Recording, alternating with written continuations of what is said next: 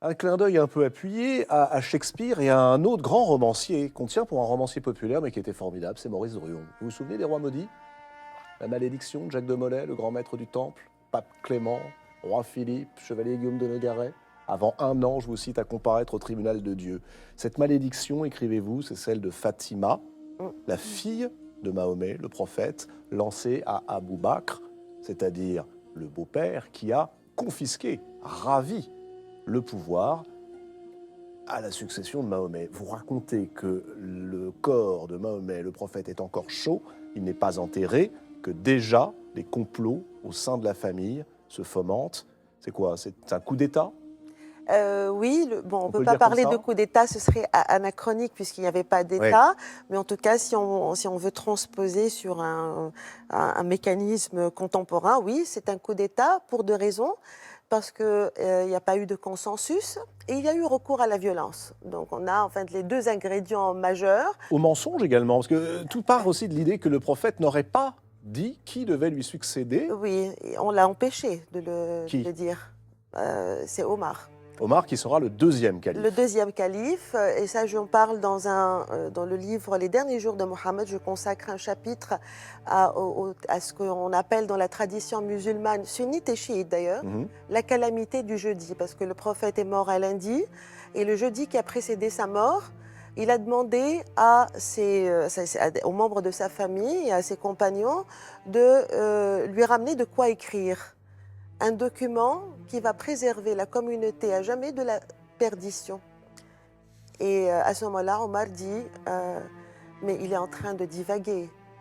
On va juste nous contenter du Coran. Et donc il y a eu une confiscation déjà de ce testament. Le prophète ensuite n'a pas eu le temps peut-être de le faire, ou il l'a fait et ensuite ce testament a été dissimulé.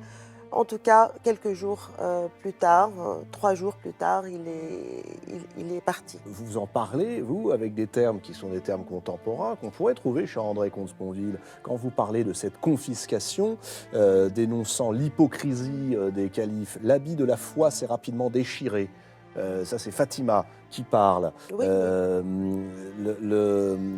Vous en parlez comme... C'est dans les textes de la tradition, hein. Ce ouais. n'est pas du tout un discours, le fameux prêche de Fadak, Al-Khutba al-Fadakiya, ce n'est pas du tout un motif littéraire que j'ai inventé pour les besoins Tout est vrai. de cette mise en intrigue. Compétition puérile entre deux tribus. Il n'était même pas encore enterré que déjà il commence à se bagarrer dans le Alors ça, vous le Saqifa racontez, des Banu c'est Saïda. absolument incroyable. On a l'impression d'être dans une C'est tragédie vrai. de Shakespeare de temps en temps. C'est ça, mais en plus c'est dans les livres de la tradition qu'on trouve tout ça, c'est les coups de poing, tout a été décrit. D'ailleurs, Ibn Arabi, à un moment donné, dans l'un de ses livres, il dit que bon, pour Saqifat Bani Saïda notamment, le conclave de la tonnelle des Banu Saïda, il vaut mieux ne pas tout dire aux musulmans parce que cela risque de les perturber.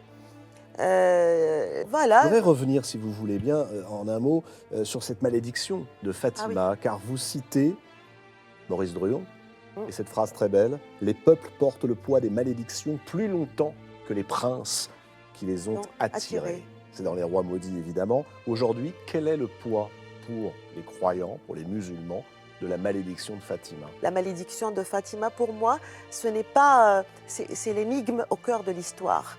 C'est la part inconnaissable du passé. C'est quelque chose de mystérieux. C'est comme Michel de Certeau quand il travaille sur les possédés de Loudun. C'est la part, c'est l'étrangeté intrinsèque de l'histoire. Mais simplement, la malédiction venant d'une femme qui a été spoliée de son héritage, je pense que ça nous interpelle aujourd'hui.